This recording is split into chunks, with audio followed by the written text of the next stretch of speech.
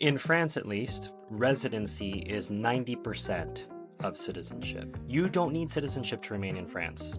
A piece of paper, as they say, doesn't make you French. Welcome back to the Americans in Paris. I'm Stephen Heiner, and today I'm going to be discussing the difference between citizenship and residency. And at first you might think, well, Stephen, that's a pretty obvious difference. One's a citizen, one's a resident. What I mean to say is the difference between the two for you as an immigrant to France, or to any country really. In France, at least, for the country I've been an immigrant to most recently, I would say that residency is 90% of citizenship. And what do I mean by that? Well, what is it that citizenship would give me that I don't get as a long-term resident of France? Well, I would get a French passport and I would be able to vote. So I'll start with the second one first. I'm not political. I haven't voted in the US elections since 2012, and then I only voted in the primaries. So not very engaged in politics in a country in which I do have citizenship. So I'm not suddenly going to turn around and be political in a country in which I would have new citizenship. So for me, that's not an enticement. Oh, I would get to vote. Don't vote, so I don't care. The first idea is that idea of getting a French, and I would put parentheses, European Union passport. Now that is very enticing. I would argue that the French passport is a good passport. It's on the level with other European Union passports. It's a Class A passport like the US passport is. But unlike the US passport, it allows you to live and work in a couple dozen countries, which is amazing. There's no other passport in the world like it. So if that's your long-term goal, which would mean a goal outside of France, so you want to live and work in Portugal or Hungary or wherever else it might be, then it's a pretty exciting goal to go for and something that might be worth your time. But if your idea is, I like living in France, I don't have any intention of moving from France, I would just like to stay in France forever, you still don't need citizenship. And I come at that from the place of fear that all of us immigrants have when we first come to France, thinking, oh no, they're going to deport me at some point, I'm going to do something wrong, my visa's going to get canceled. And all that comes from is the fear of the unknown. And I'm here to tell you, as someone who successfully immigrated to France, been here more than 10 years, that the idea that you are somehow going to be deported for no reason, for something that you didn't do or didn't know was happening, is unlikely. What is more likely to happen is that you didn't do your research, you didn't do your studies, and you messed up somehow. That is the most likely path.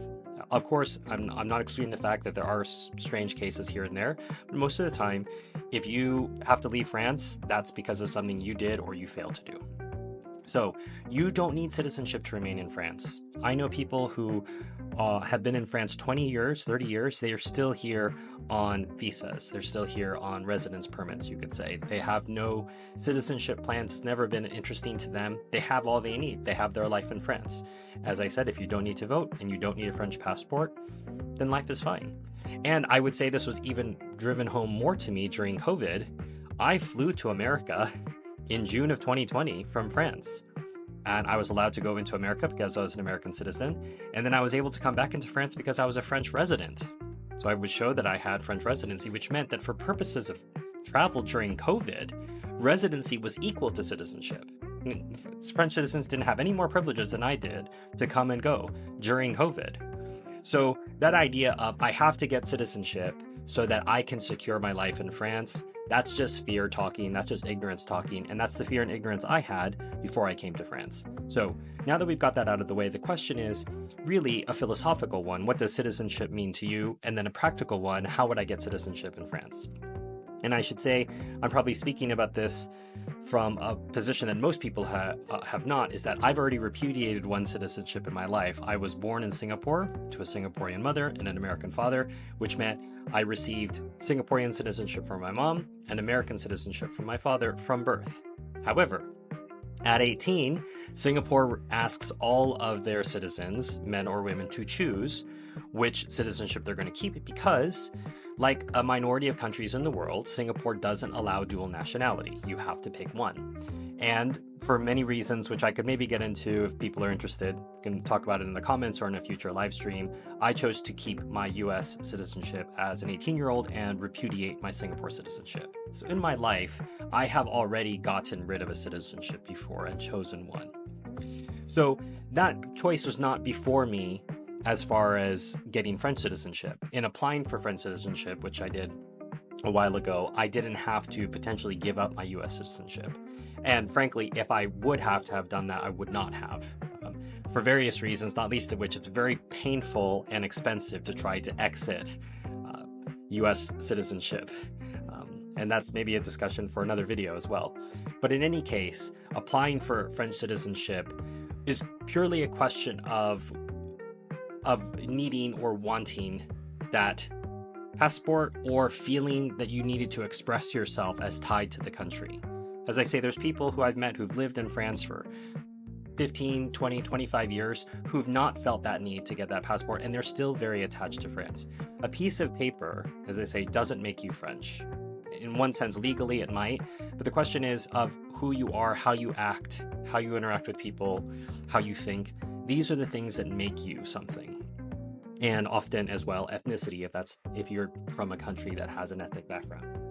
So those are the things that make you those things.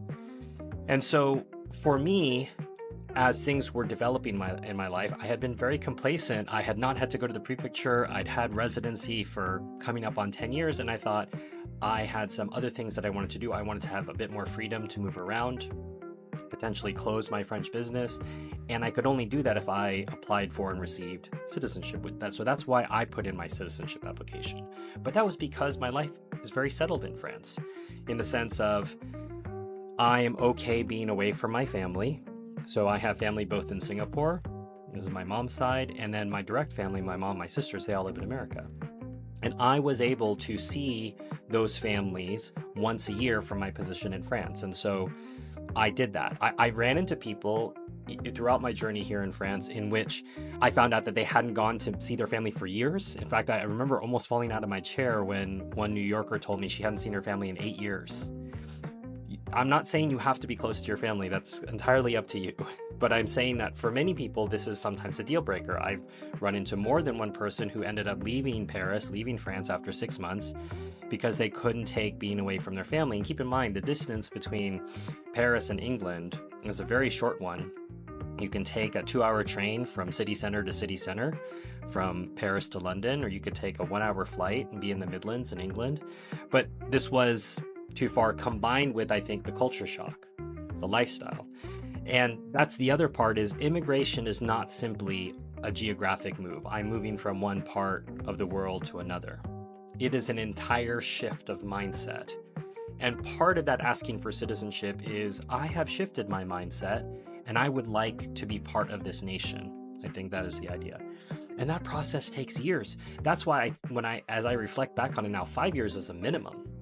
And I told myself years ago, as soon as I'm eligible, I'm going to apply. And I'm so glad I didn't, because not only was I probably not ready at that time, but I didn't have an economic case that I could make, because part of getting French citizenship is making sure that you are economically viable in France.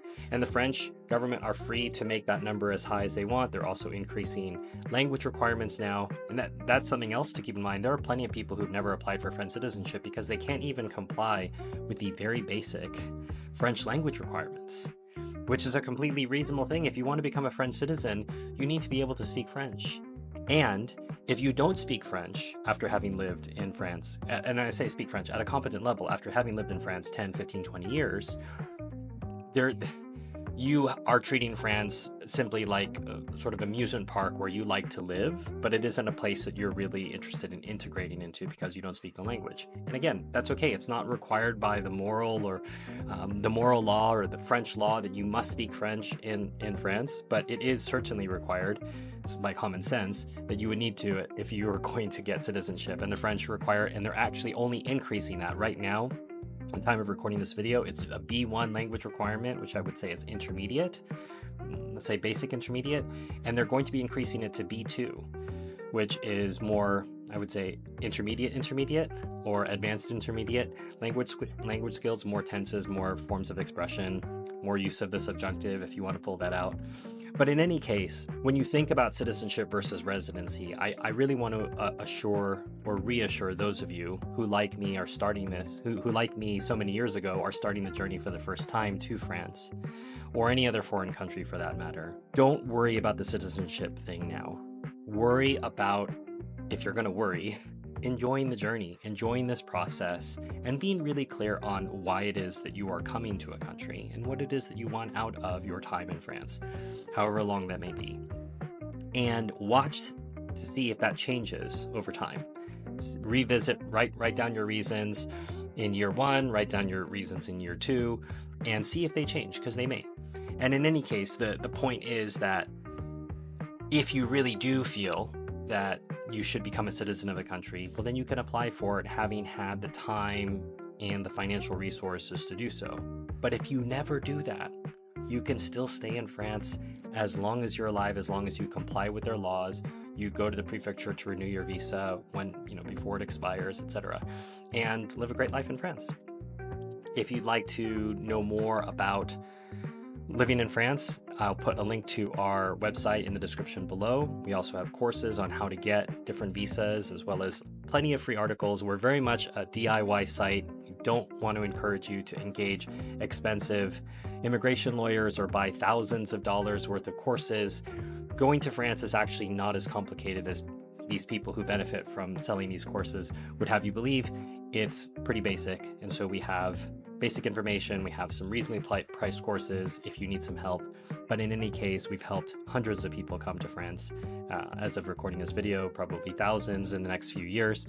And what we're hoping to do through videos like this one is make sure that people realize there are plenty of answers out there. Don't be afraid to follow your dreams of moving to France if that's something that you'd like to do. Until next time, à bientôt.